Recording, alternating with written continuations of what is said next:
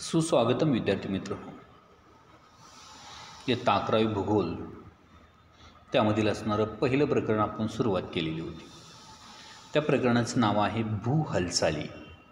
या भूहालचाली या प्रकरणामध्ये आपण पाहिलं की या प्रकरणाच्या अगदी सुरुवातीलाच 4 वेगवेगळ्या प्रकारचे चित्र दिलेली होती आणि या चित्राचं निरीक्षण करून त्याच्या खालच्या असणाऱ्या प्रश्नांची उत्तरं द्या असं त्यांनी सांगितलं होतं. आपण ते पाठीमागच्या असणाऱ्या व्हिडिओमध्ये अभ्यासलेलं आहे आणि ते तुम्हाला समजलेलं असेल.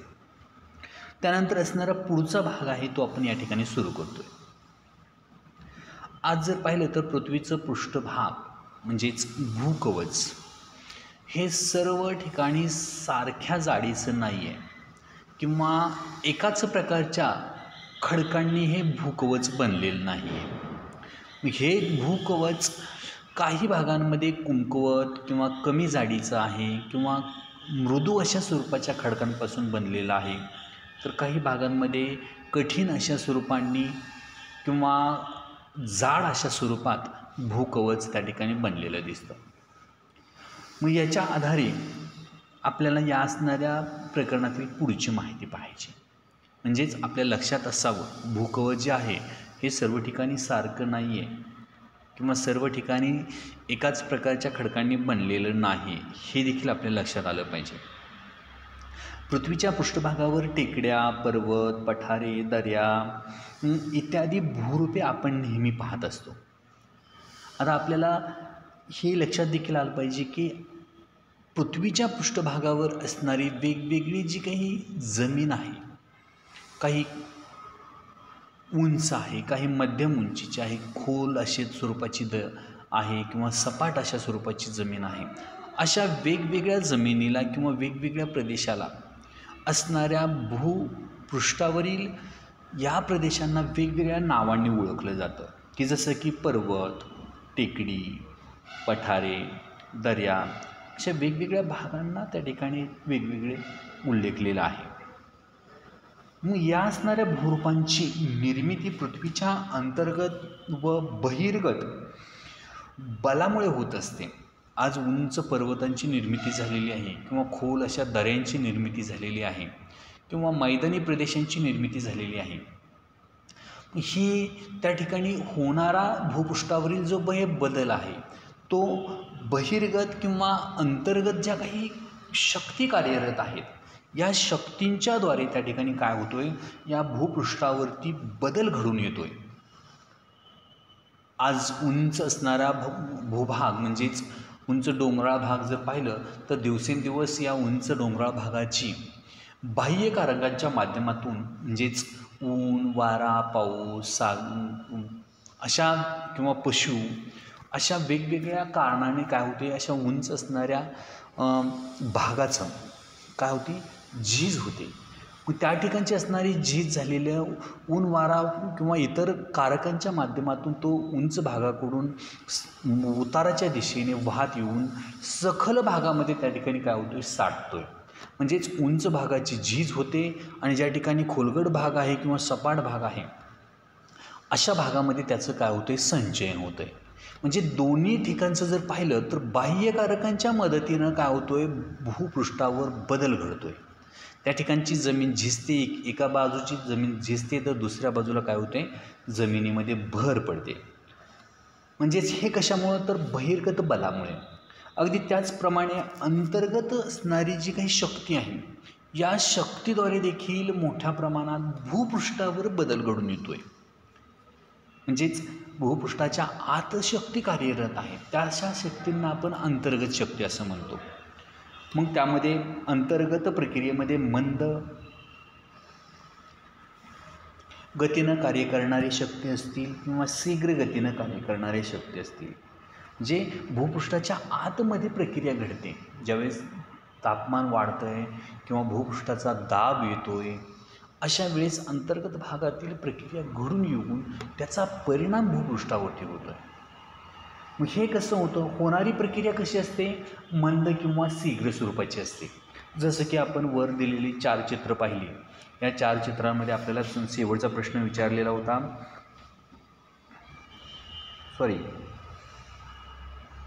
5वा प्रश्न विचारलेला होता. मग या 4 चित्रांचं वर्गीकरण किंवा निरीक्षण केल्यानंतर तुम्हाला शीघ्र आणि मंद हालचालींमधील असणारी उदाहरणं सांगा असं म्हटलेलं आहे. मग या 4 चित्रातील शीघ्र हालचालीची चित्र कोणती आहेत आणि मंद हालचालीतून निर्माण झालेली परिस्थिती कोणती आहे हे या ठिकाणी आपण पाहिलं. आलं लक्षात? भूकंप, ज्वालामुखी यासारख्या प्रक्रिया जी आहे ती शीघ्र अशा स्वरूपाची हालचाल आहे किंवा अशा हालचालीला शीघ्र हालचाल म्हटलं जातं. तर मंद हालचाल म्हणजे शेकडो हजारो वर्ष त्या ठिकाणी एखादा भूप्रदेशावरती ताण निर्माण होतो किंवा दाब निर्माण होतो, त्यावेळेस त्या असणाऱ्या प्रदेशातील भूभागावरती वेगळा आकार येतो किंवा तो भाग खाली खचतो किंवा वर उचलला जातो किंवा तुटतो. असं त्या ठिकाणी शीघ्र किंवा मंद हालचालीतून बदल घडून येत असतो. पृथ्वीच्या पृष्ठभागावर हा मंद गतीने पण सातत्यानं बदल असतो. या पृथ्वीच्या पृष्ठभागाचं जर पाहिलं तर काय मंद गतीने असतो परंतु सातत्याने असतो. दाब व ताण यांसारख्या बलांमुळे या पद्धतीचे बदल घडून येतात. हे मंद किंवा शीघ्र हालचालीचे कधी घडतात? ज्यावेळेस दाब किंवा ताण निर्माण होतो एखाद्या भूभागावरती, तर त्या ठिकाणी काय होतो, तो असणारा भूप्रदेश किंवा त्याचा असणारा मूळ आकार बदलतो. मग पृथ्वीच्या अंतर्गत प्रक्रियेतून निर्माण होणारी निर्मिती किंवा निरीक्षण करता येत नाही आहे. पहा, पृथ्वीच्या अंतर्गत भागाचं निरीक्षण करता येत नाही आहे, कारण जसजसं पृथ्वीच्या अंतर्गत भागामध्ये जाऊ तसं तापमानामध्ये वाढ होत जाते. अगदी 32 मीटरला त्या ठिकाणी 1 अंश सेल्सिअसने तापमानामध्ये वाढ होते. जर आपण भूपृष्ठापासून 32 मीटर खोल जर गेलो तर त्या ठिकाणी 1 अंश सेल्सिअसने तापमान वाढतं. अगदी जसजसं आत जाऊ तसं तापमानामध्ये वाढ होते आणि त्याचमुळं पृथ्वीच्या अंतर्गत भागामध्ये किंवा अंतर्गत भागाचं निरीक्षण करता येत नाही किंवा निरीक्षण करणं शक्य नाही. त्या ठिकाणी काय केलं जातं? अशा परिस्थितीमध्ये एक अंदाज वर्तवला जातो. असे असेल तरी त्याचे परिणाम मात्र आपण भूपृष्ठावर पाहू शकतो. आज जरी जाता येत नसेल तरी त्याचा परिणाम आपण काय करतोय? भूपृष्ठावरती पाहू शकतोय.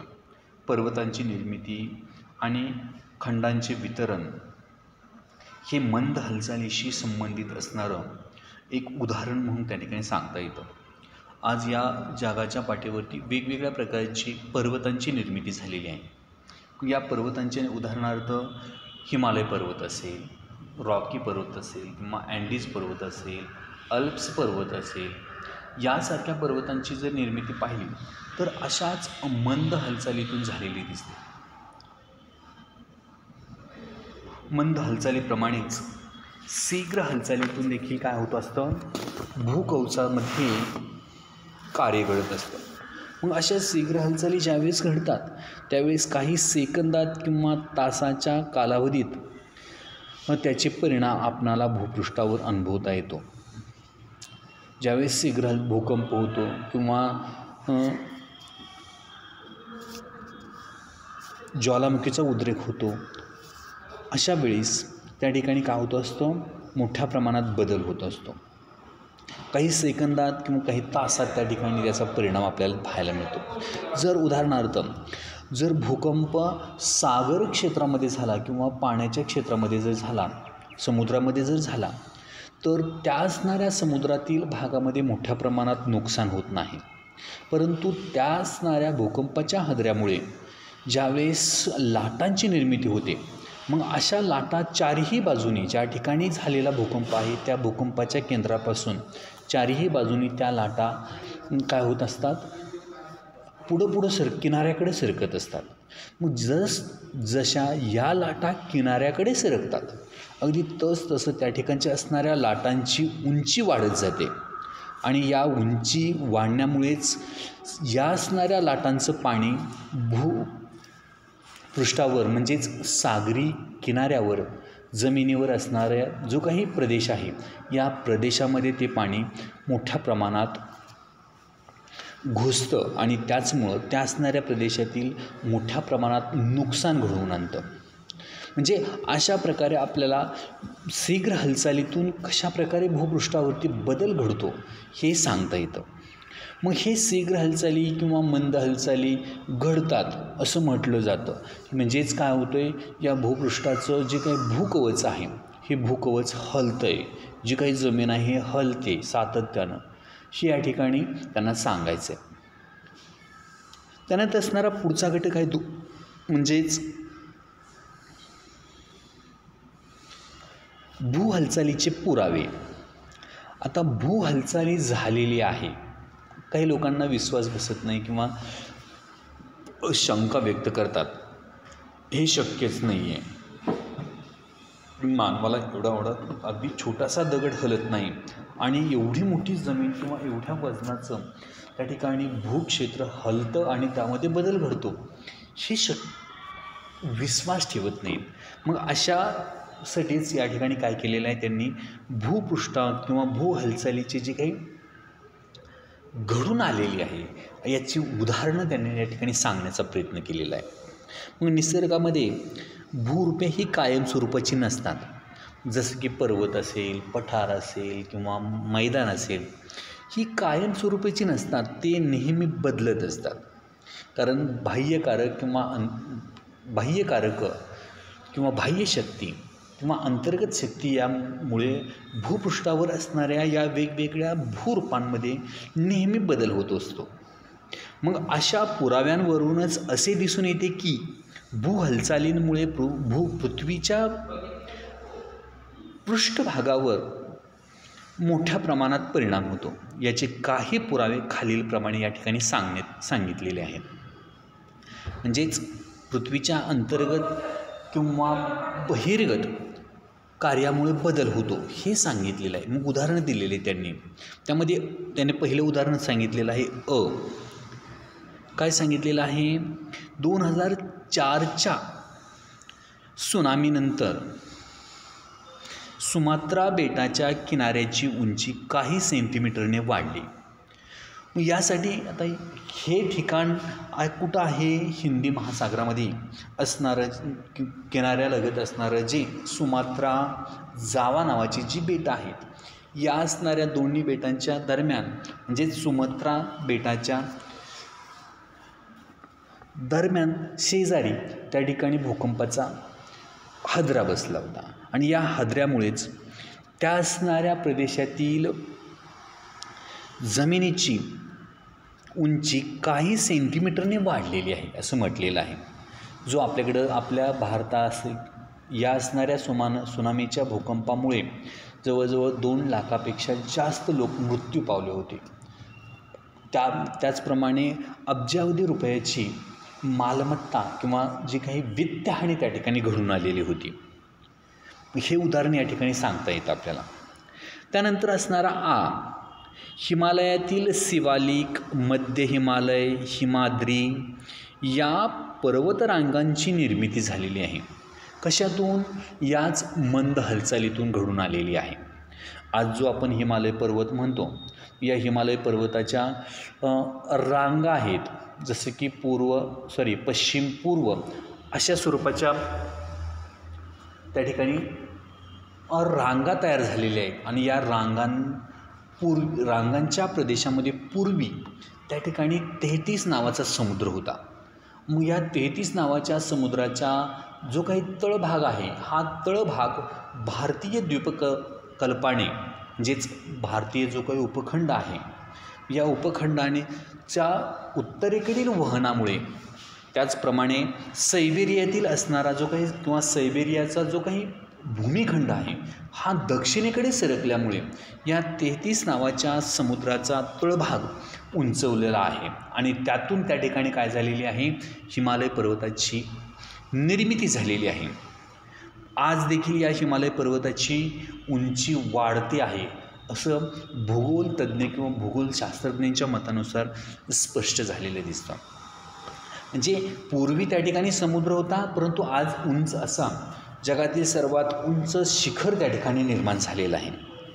त्यानंतर तिसरा आकडा किंवा तिसरा आहे ई, त्यामध्ये नोव्हेंबर 1963 आईसलँडजवळ एक बेट समुद्रसपाटीच्या वर आल्याचे वार्ता काही नाविकांनी केली. हे नाविक त्या परिसरातून जात असताना त्यांनी काही घटना पाहिली. मग या ठिकाणी असणारे अटलांटिक महासागरातील उत्तर भागामध्ये असणारं आईसलँडच्या जी काही बेट आहे, या बेटाच्या नजीकचं त्या ठिकाणी काय झालेलं आहे, भूकंप झालेला आहे. आणि या भूकंपाच्या हादऱ्यातून त्या ठिकाणच्या असणाऱ्या जे काही बेट आहे त्या बेटाची उंची वाढलेली आहे, म्हणजे जमीन त्या ठिकाणी उंचावलेली आहे, हे या ठिकाणी या पुराव्यामध्ये सांगितलेलं आहे. त्यानंतर दुसरी म्हणजे पुढचा आकडा सांगितलेला आहे, सुनामीनंतर काही बेटे लुप्त झाल्याचे निदर्शनास आले. उदाहरणार्थ मेगापोडा हे आफ्रिका खंडातील असणारं दक्षिणेकडील भागामध्ये जे काही बेट आहे, या बेटाच्या प्रदेशामध्ये देखील या भूकंपाच्या हादऱ्यातून मोठ्या प्रमाणात काय झालेलं आहे, हादरा बसून त्या असणाऱ्या बेटाचं नाहीसं झालेलं आहे किंवा लुप्त झालेलं आहे. त्यानंतर आणखीन एक उदाहरण सांगितलेलं आहे, ते म्हणजेच मुंबई बेटाच्या आग्नेयेला माझगाव गोदीजवळ वनांसह जमीन बुडाल्याचे पुरावे आहेत.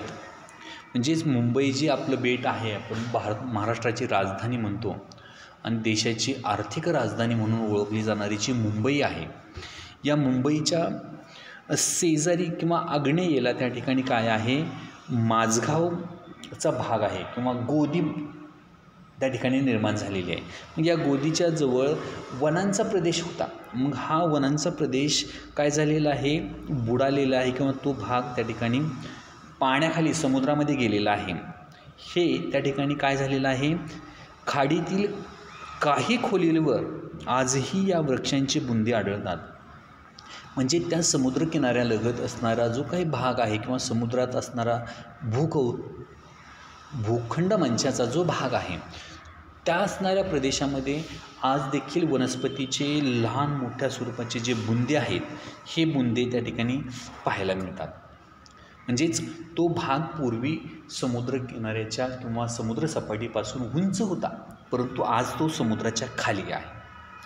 त्याचप्रमाणे या प्रकारे आपल्याला वेगवेगळ्या माध्यमातून काय केलेलं आहे, भूपृष्ठावर बहिर्गत किंवा अंतर्गत शक्तीतून मोठ्या प्रमाणात जी काही वेगवेगळी भूरूपं आहेत यांच्यामध्ये बदल होतो, हे सांगण्याचा प्रयत्न केलेला आहे. त्यानंतर पुढची एक ॲक्टिव्हिटीज दिलेली आहे, त्यांनी माहिती आहे का तुम्हाला असं आपल्याला विचारलेलं आहे. काय विचारलेलं आहे, 16 जून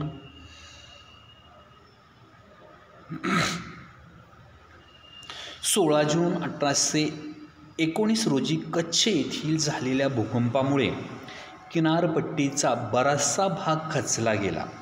आता या ठिकाणी कच्छ हे काय आहे हे देखील माहीत पाहिजे आपल्याला. कच्छ हे गुजरातमधील असणारा समुद्रकिनाऱ्यालगतचा असणारा भूभाग होता आणि या असणाऱ्या भूभागाचा बराचसा भाग त्या ठिकाणी काय झालेला आहे, खचलेला आहे. कशामुळे, भूकंपामुळे त्या ठिकाणी 16 जून 1819 रोजी तो भाग खचलेला आहे. जहाजे व स्थानिक मासेमारी करणाऱ्या बोटींचे त्यामुळे बरेच नुकसान झाले. ज्यावेळेस तो भाग खचला त्यावेळेस त्या असणाऱ्या प्रदेशातील ज्या काही स्थानिक मासेमारी करणारे किंवा जे काही बोटी होत्या किंवा लोक होते त्यांचं मोठ्या प्रमाणात नुकसान झालं. समुद्रकिनाऱ्याजवळ असलेली सिंद्री येथील किल्ल्याच्या एका बुरुजाचा काही भाग वगळता संपूर्ण किल्ला पाण्याखाली गेला. पहा, सिंद्री नावाचा जो काही समुद्राच्या किनाऱ्याजवळ असणारा जो किल्ला होता, तो त्या किल्ल्याची एक बुरुजाचा काही भाग सोडला तर संपूर्ण किल्ला पाण्याखाली गेलेला आहे. त्याच दरम्यान 1550 चौरस किलोमीटर लांबीचा भूभाग उंचावला गेला. म्हणजेच जेवढा भाग सिंधी या किल्ल्याचा किंवा त्याच्या आसपासचा प्रदेश खाली खचला तेवढ्याच प्रमाणात जवळजवळ 1550 चौरस किलोमीटर लांबीचा भूभाग उंचावला. मग असा उंचावला म्हणजेच पूर्वी त्या ठिकाणी तो भाग खचलेला किंवा खाली होता, परंतु असणाऱ्या मूळ परिस्थितीपेक्षा त्या ठिकाणची असणाऱ्या भूभागाची उंची वाढली.